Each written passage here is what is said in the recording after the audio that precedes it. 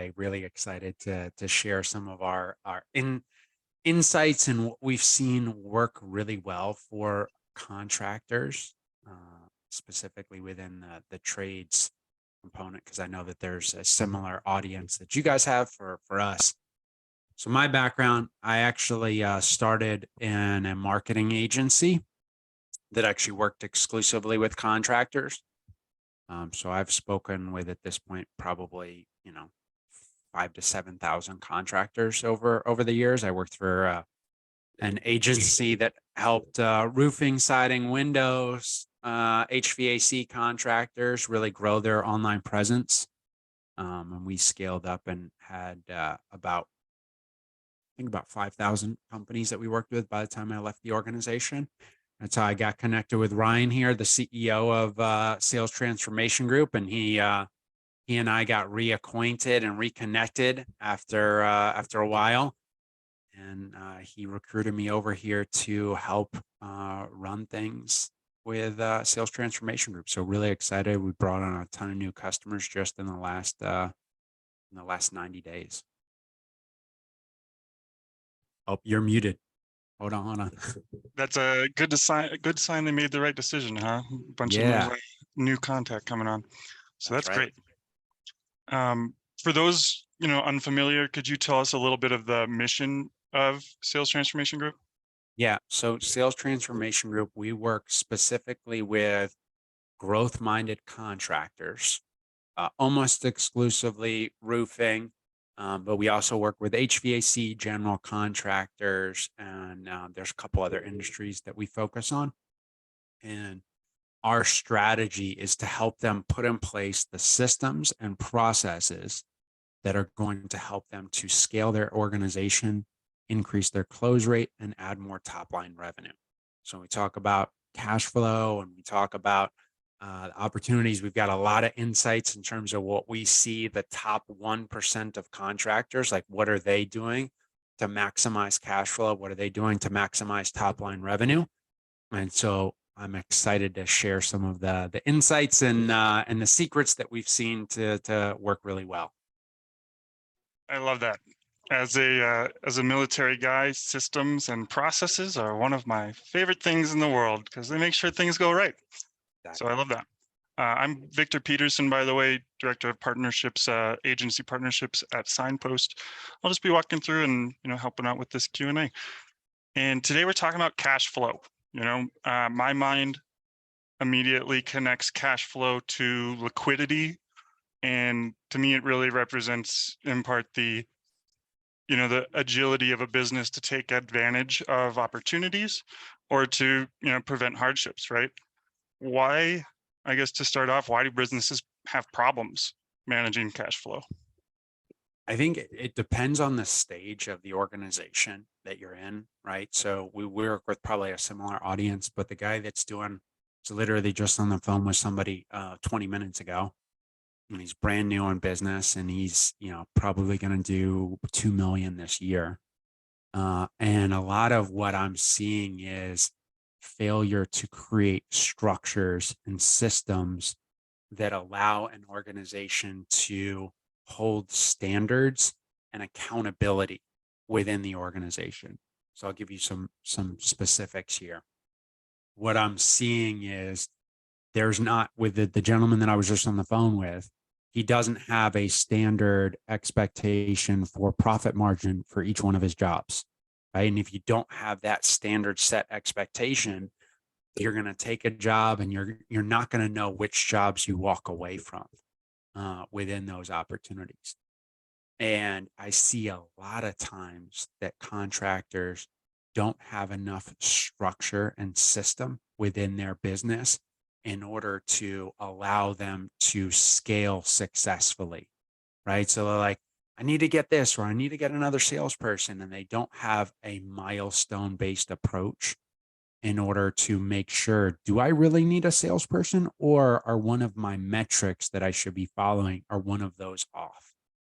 And so we actually diagnose some of that stuff with contractors and give them some feedback on what we're seeing, where they should be, what are those standards and what are those expectations that they should be following.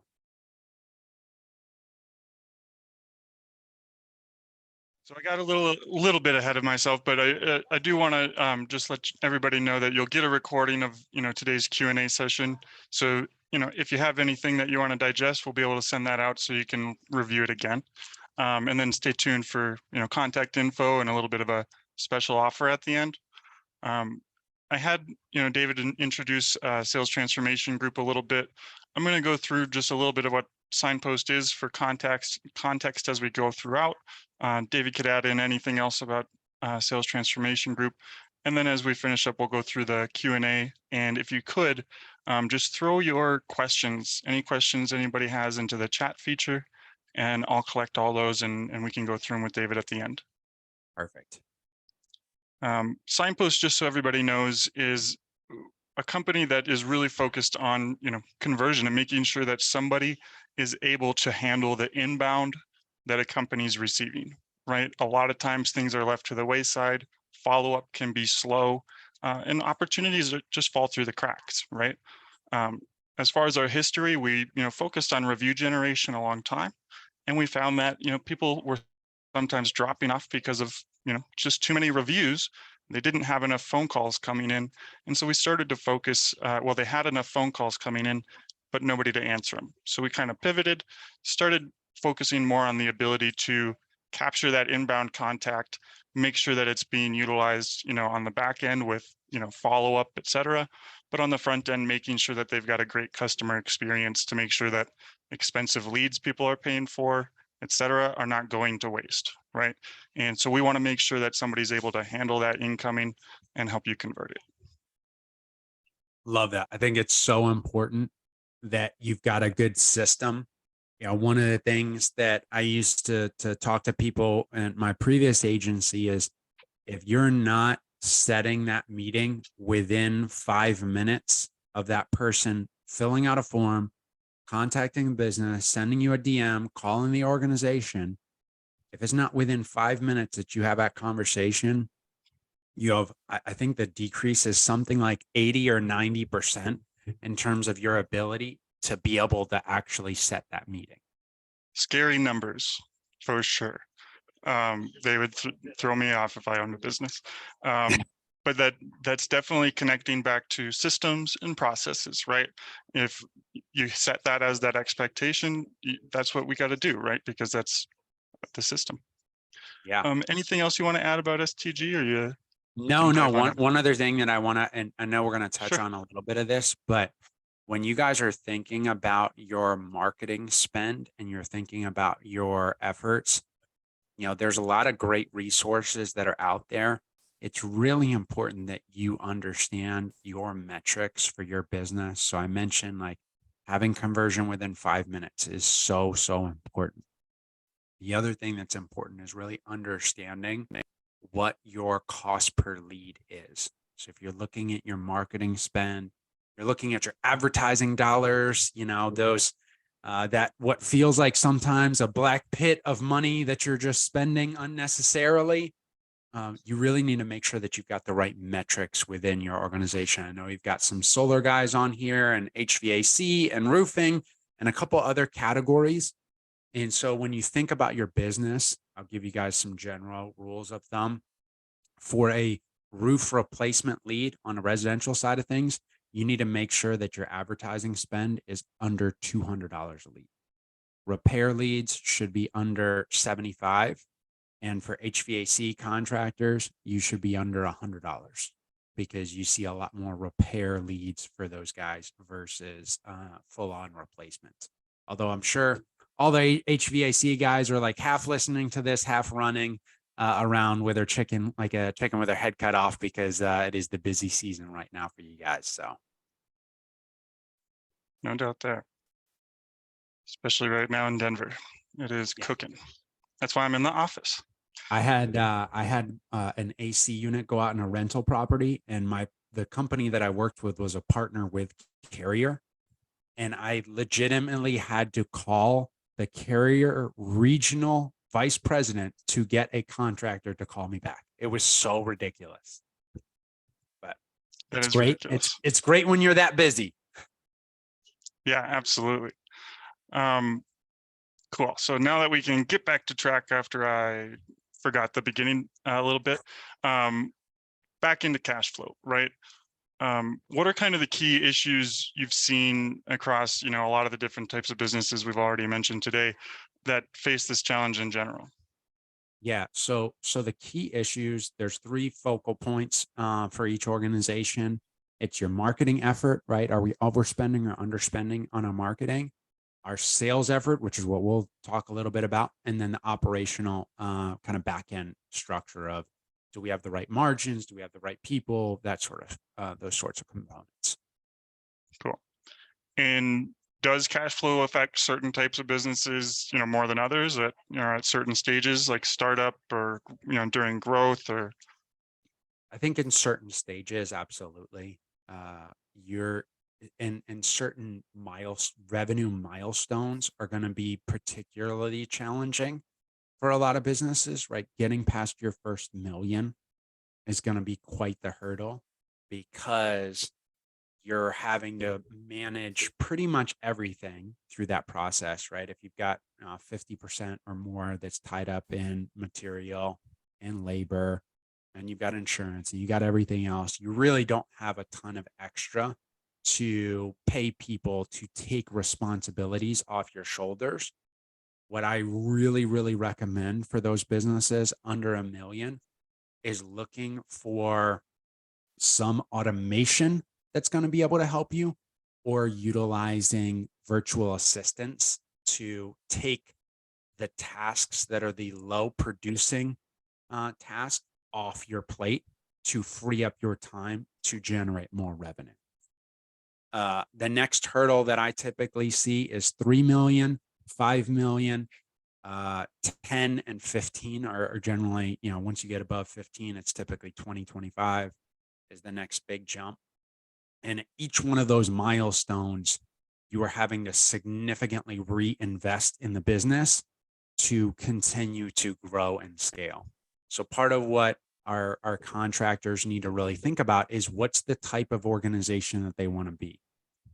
Do you want to be a $5 million contractor with incredibly high profit and manage less jobs and take on more of an ideal customer? Or is it a volume strategy that we're going after, and we're trying to scale to 10 million per location and add multiple locations? So I think it has much more to do with the stage that the business is versus the industry that they're in. Although there's certainly some extremes and some examples where you got a particularly low margin business, but most of the contractors that we're talking to are probably not going to fall within that category. Right. So of course your expertise as VP of sales is revenue, right? Yeah. So let's hone in on, revenue generating tactics, that you would use in sales and elsewhere to improve that cash flow, right? Yeah. Can you talk just to start with building, a winning revenue organization? Like, what essentials do you consider where building a successful marketing and sales income? So what I will tell everyone on this webinar today is probably not the sexy thing that you want to hear, where you see all of your Instagram ads of like, say this closing sentence and you're going to close another 20%. Say things this way and it's going to, generate another $1 million for you. Like, those are the sexy things that get people to click on your ads. And you look at it and it's good content and it's valuable. And there's certainly some components to that is productive.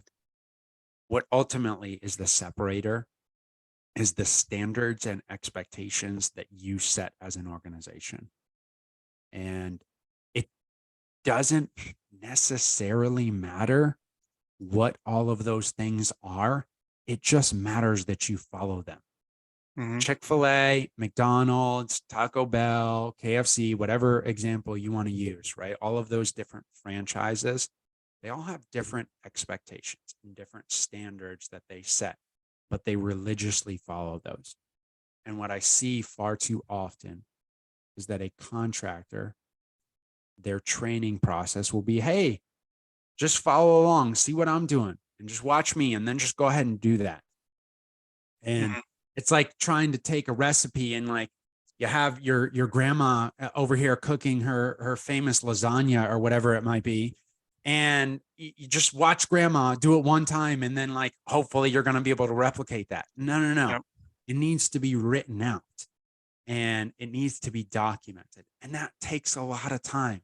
And so a lot of people don't want to do that. A lot of contractors do not want to take that time, but that it the documentation that you have in terms of your process will directly correlate to the growth and the size of your organization.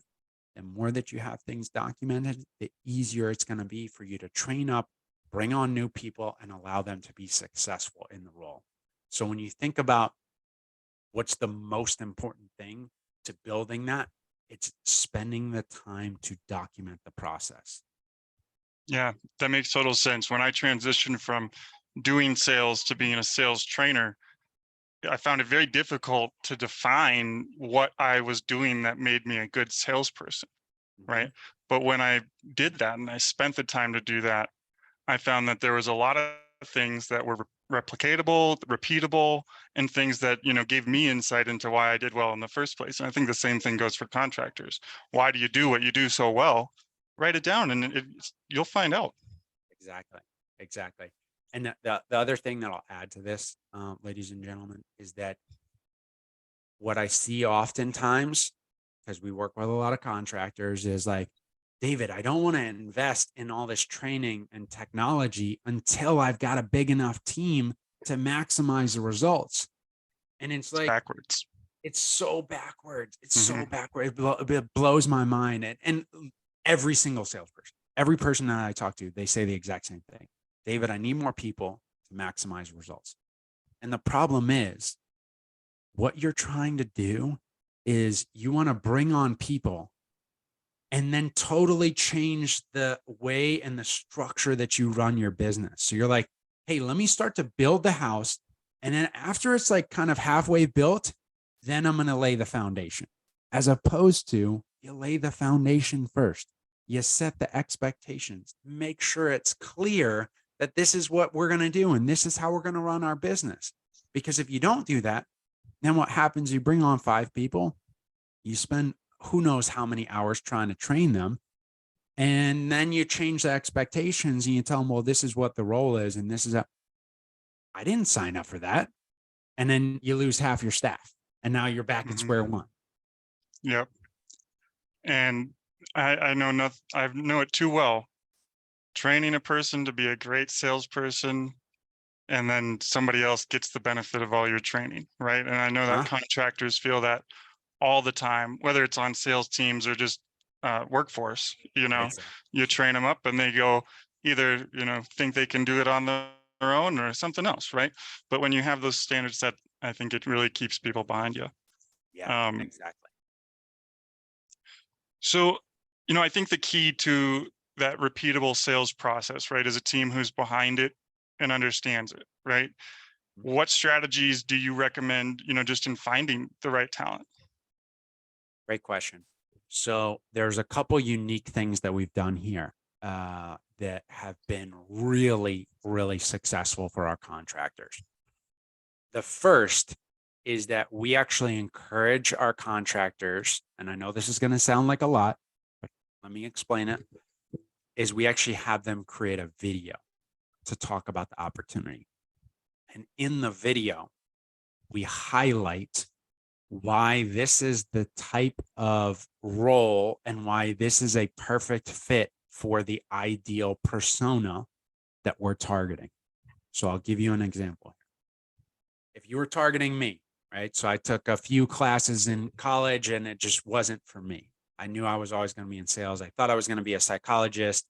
And I was like, I can't envision another 10 years of this for me to rack up 150 grand in debt and go this route. So if you were targeting a person like me, you might say, hey, look, if you've always known that you've been in sales and you're tired, you knew that college wasn't the right fit for you, you want a career and you want an opportunity where you can work in a family environment and make a real impact in the business, and help our community to grow, then this is the opportunity for you, right? And so we talk about the opportunity. Hey, we've had X number of, successful salespeople, or we've had X number of successful years in business, and we've worked with thousands of customers. And so you build up the opportunity. So this separates you from a lot of the other competition that's in the space, because you've taken the time to create that video that helps differentiate you. Just like when you're in the home and you're trying to sell a prospect, you're going to walk through, you're going to talk about the benefits. Far too often, your salespeople, your employees, that's the real asset here for your business. It's not the customers, it's the employees. And we put like almost zero effort into our recruiting process, other than, I pay some recruiter to find me people, but we don't talk about the opportunity. We don't build it up. We don't really differentiate ourselves in the market. And so creating that video helps separate you and helps you to target the exact type of person that you're looking for. And that actually leads into a couple other areas that I think are really important. One of those being core values. Mm-hmm. I don't know if anyone here has read the book Traction by Gene Wickman. We'll post the link in here for you guys. A very, very eye-opening book. So Traction by Gene Wickman. Really good system and process. I was very anti core values for a long time, quite frankly, because most of the organizations that I worked for were saying core values, but they weren't living the core values, right? These were like aspirational core values as opposed to the core values that are important. And the reason why core values are so important is because you need to attract people that have a similar mindset to you, in a similar way that you want to structure your business. So one of our core values, as an example, is velocity.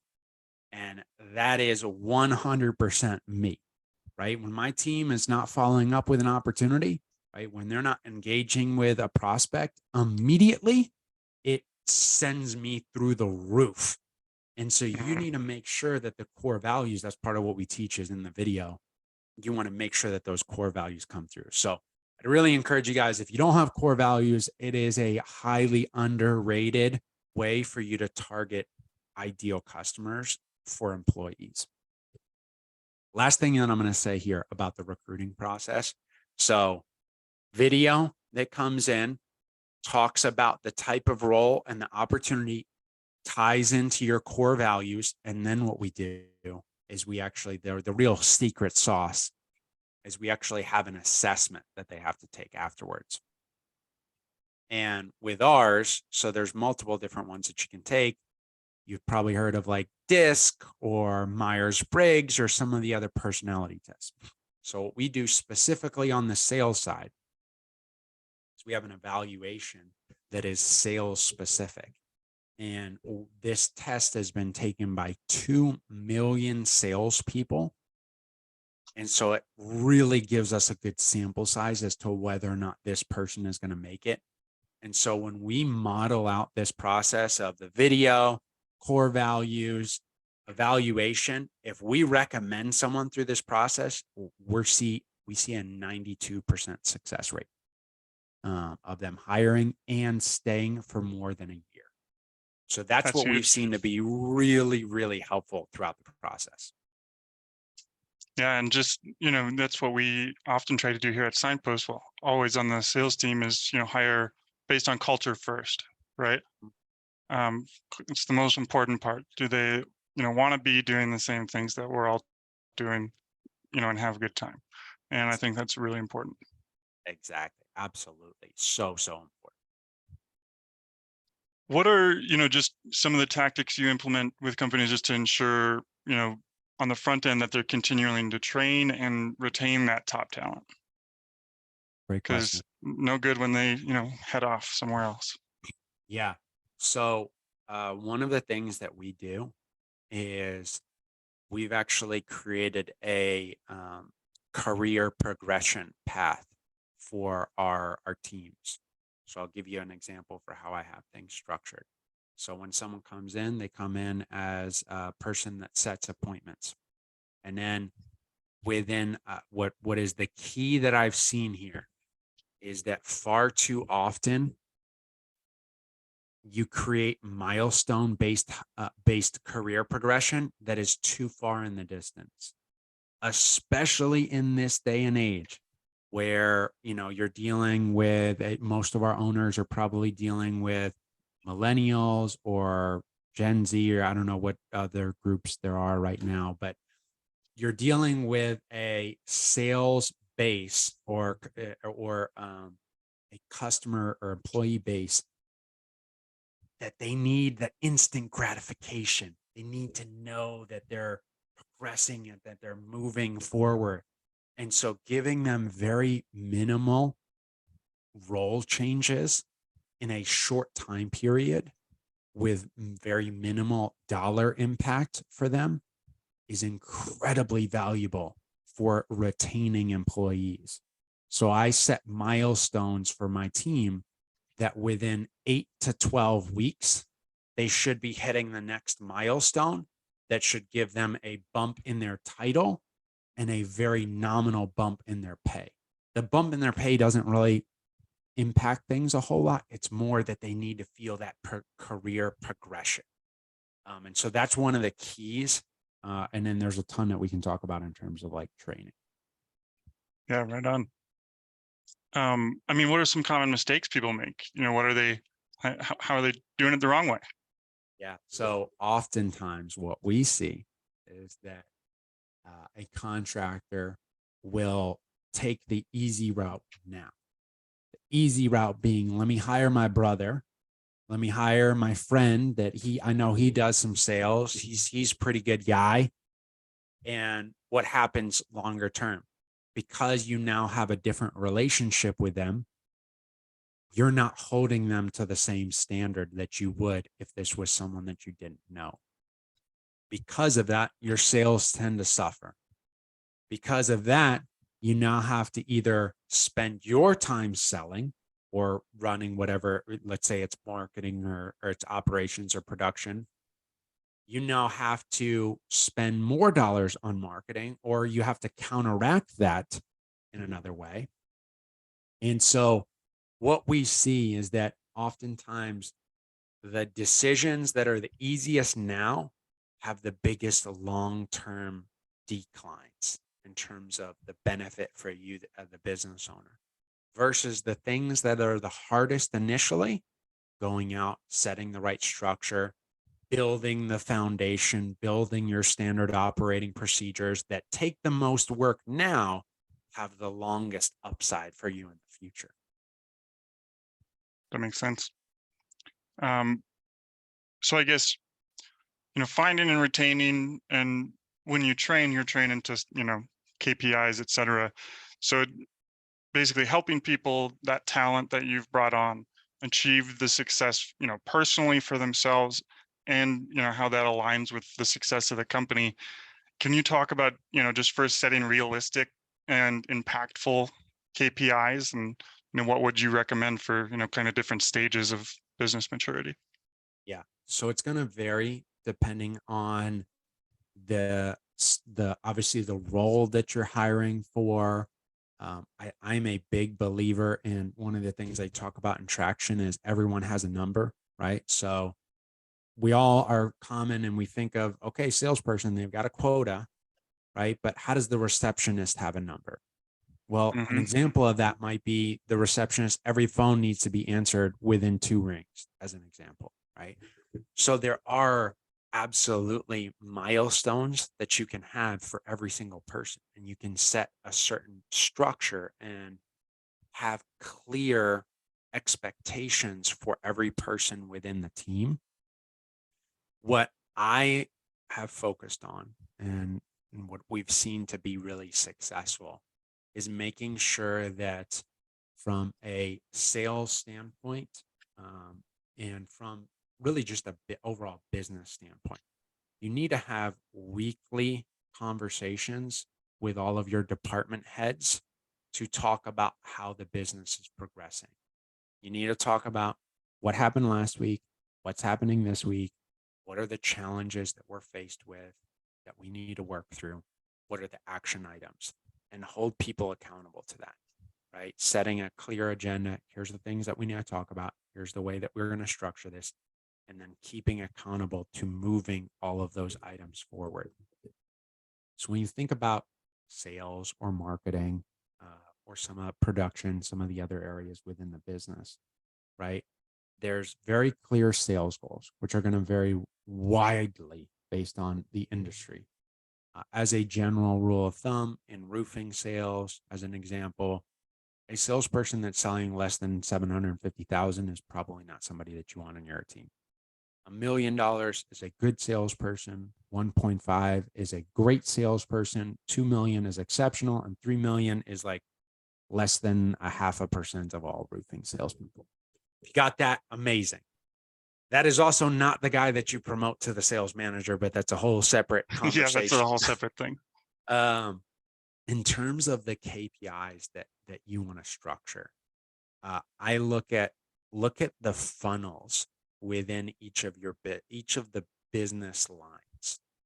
So from a marketing standpoint, how many leads are you generating, and how many of those leads are actually turning into appointments? That metric should be at minimum 75%, although you guys probably have some better insight in there. What do you guys see as kind of a good rule of thumb from like leads to appointment ratio? Oof, I'd have to get that from marketing. I'm on the sales side. I don't usually look at the conversion rates until I'm wondering what's going on. But I'd say that anywhere from, 10 to all the way up to 30% or more. It depends on the content and, whether you've got a good set and all that. But I know that they have KPIs that they're very firm on, right? And that our marketing team, has that built into how they work, right? As they're looking for performance and they have those set. Yeah, absolutely. I think the next step is like, okay, if you set an appointment, how many of those appointments were actually qualified? Okay. From qualified, how many did we actually present a solution to? And then of course, every business owner should know how many you actually closed, right? But there's a lot of other components that are going to go throughout that entire funnel. And what we often see is a business owner comes on and he says, well, how do I increase my close rate? And that's the very bottom of the funnel. That has the smallest impact on business versus something like what Signpost does, which is helping to convert more of those leads to appointments. A couple percentage points there is going to have a massive impact on the bottom funnel, right? Same thing for your salespeople in terms of how they're following up and they're working their process, right? One of the things from an operational standpoint that I saw that was so incredibly effective was a contractor, Brian Gottlieb, in Tundraland up in Wisconsin. Great contractors doing incredible things there. And one of the challenges that he was working through was the problem of a salesperson selling something and then the time frame to when they actually got out there to produce. And it was causing a lot of friction in their business. So they worked internally and they ended up developing a way for them. If you sign a contract today, they come out tomorrow to do the install. Wow. So people love that. People love that, right? And that solves a problem. But if you don't understand where the breakdown is in the process, right? It took them a while to figure out that was the breakdown in process, was signature to install. Thanks. No, that makes total sense. We don't have any questions in the Q&A, but I got plenty more in the chat, but I've got some more questions to ask you. We've got about 10 more minutes left. Perfect. How would you recommend, that sales organizations align with other departments to drive that success, right? How do those KPIs work together? Yeah. A lot of it has to do with really clear communication and expectations. And so having regular conversations and regular meetings with the department heads of the organization. So sales, customer, delivery, so production, whether you have a marketing team that's helping you or if you have outsourced resources, you need to make sure that all of those components are aligned. Because if marketing is not sending the right types of customers or the right types of leads to sales, and then sales is trying to do their best and they're just trying to close whatever they've gotten in front of them, and this is really not a good fit and not something that we should do, then that messes up production. And so a lot of this just has to do with setting what the standards are within the organization and making sure that on a weekly basis, you guys are reviewing and progressing. Far too often I hear when I talk with a contractor, they don't even have a really good understanding of who their ideal customer is. And I'll give you an example here. So I did a lot of work with Renewal by Andersen in the past. One of the things that was, for those of you guys don't know, Renewal by Andersen, very high-end window product, probably some of the best marketers in the contractor industry. Their target audience, they got so specific that it was people that drove Audi vehicles.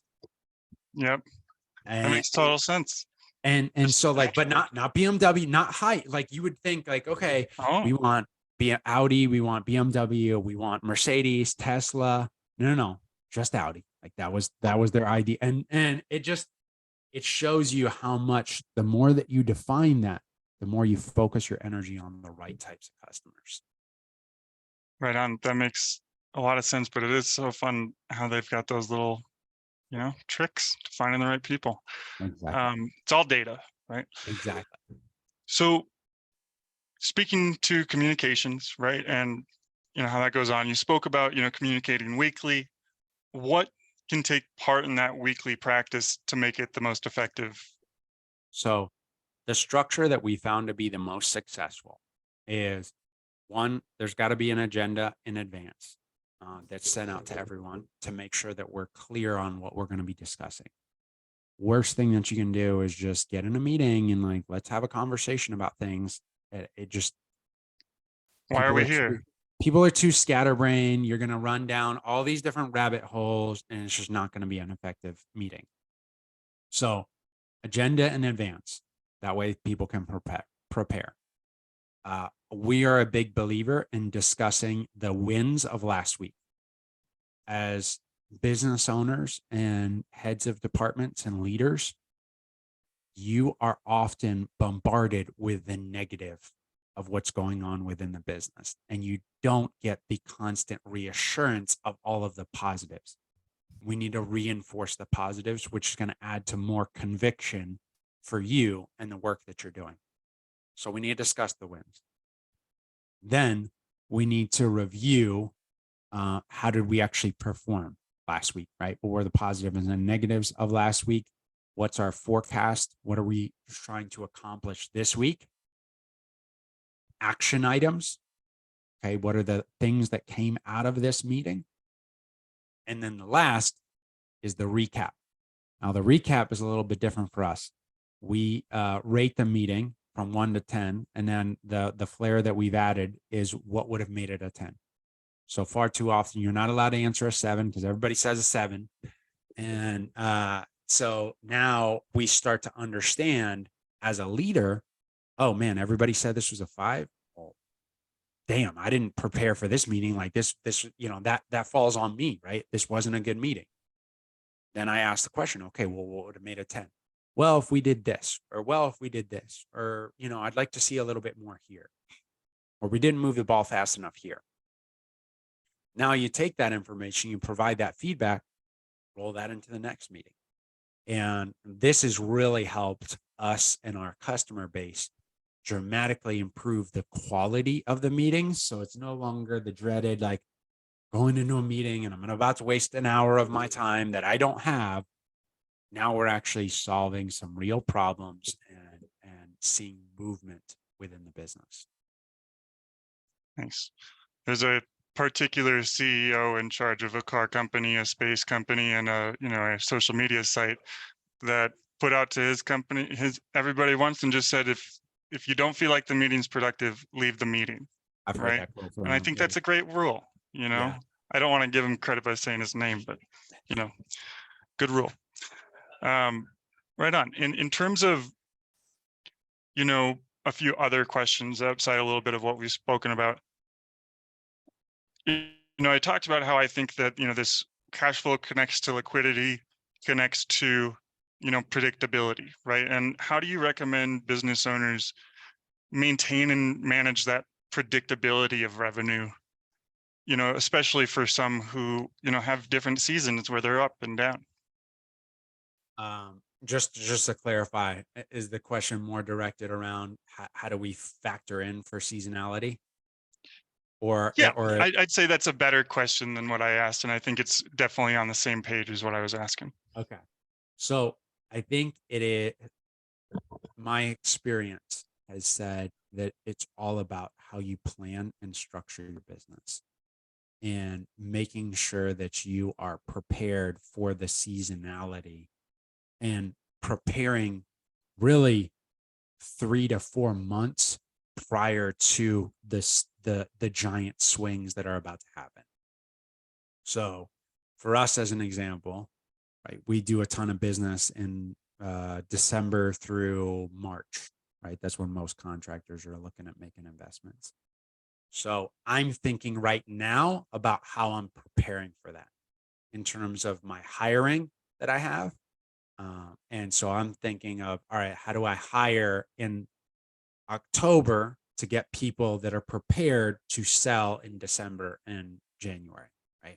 So you need to be thinking about, how do I hire? How do I build my backlog for that busy season that I'm building up to maximize my dollars? Because Denver, as an example, where you guys are based in Denver, right? Yep. You're not working a full 12 months. You're working maybe 9 months, maybe 7 months, depends on, what good old winter wants to do for you guys. And so they're usually pretty good. That's why I don't live in Minnesota anymore. That's where they really have the shutdown. Minnesota's can be definitely nasty. No offense to anybody there. It's a great city. But you need to make sure that you're preparing for those in advance. And that comes in two ways, right? So preparing to hire to maximize our revenue. And then during our downsize, how are we restructuring? What are the services that we're cutting off? What are the things that we can do to decrease our spend during that time period?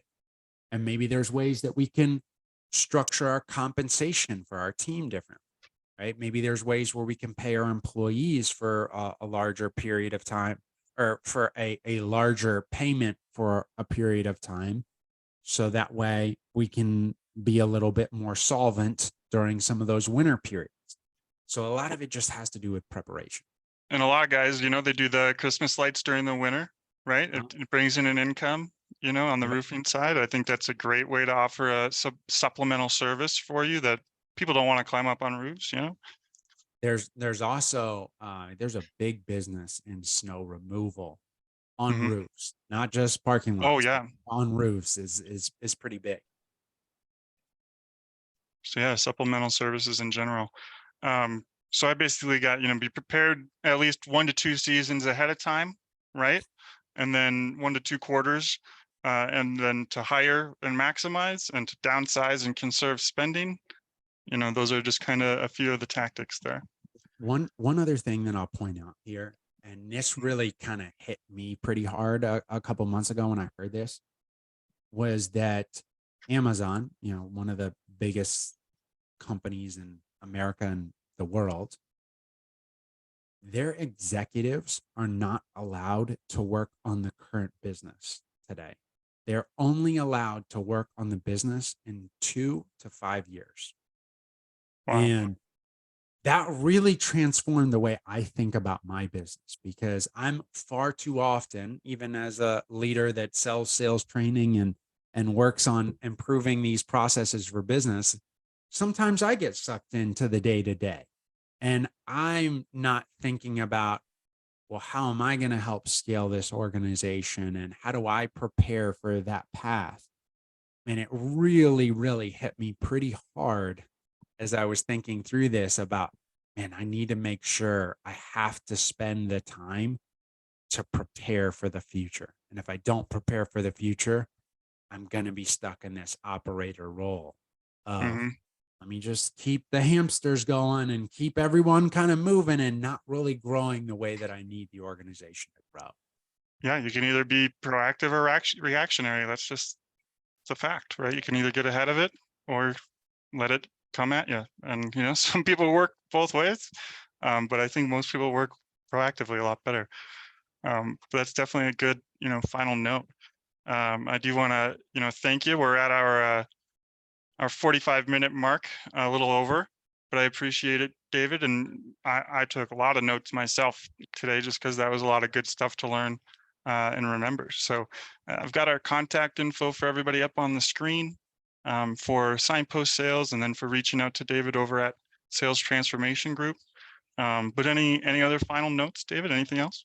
Yeah, one thing I'd say is one of the options that we offer is a sales and recruiting analysis, where we actually take a look at how your recruiting process is and how your sales system is structured. Happy to do that for anybody on here. Just shoot me an email and just say you are part of the Signpost webinar, and I'll be happy to personally do that for you guys and give you some really specific nuggets and recommendations that are tailored for your business. Right on. And then on the signpost side, that ties into how are your systems running? How quickly are you following up?